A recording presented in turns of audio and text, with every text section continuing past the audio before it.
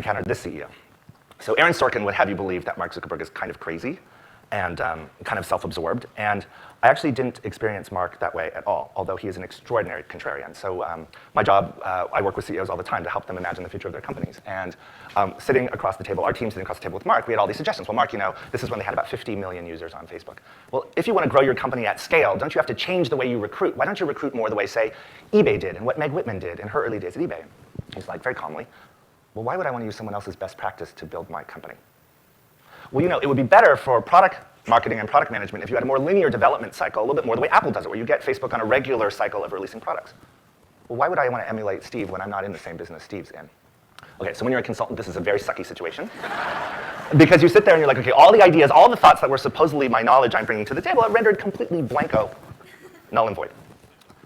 So what's interesting about Mark, and I think it was the learning lesson, I will absolutely tell you, I'm not sure that our company had anything to do with Facebook's success. Actually, every piece of advice I think was summarily rejected. Everything we co-created together I think was also rejected. But what was the great learning lesson about Mark is what he saw in the world. So CEOs, so the eyes that they look through the world, they see certain things, right? And so most people, when they look at a picture in the museum or this tangled web of rope, will see the rope. It's how we're trained. It's almost all of us who have rational backgrounds from good schools and great degrees will see the rope.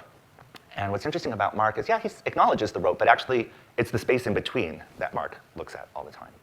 He can look into any crowd of people, and yes, he sees individuals as individuals, but more importantly, he sees the things that connect those individuals. Maybe the one small contribution we made during that period of time was watch Mark find his own words to describe this phenomenon, this thing that he calls the social graph.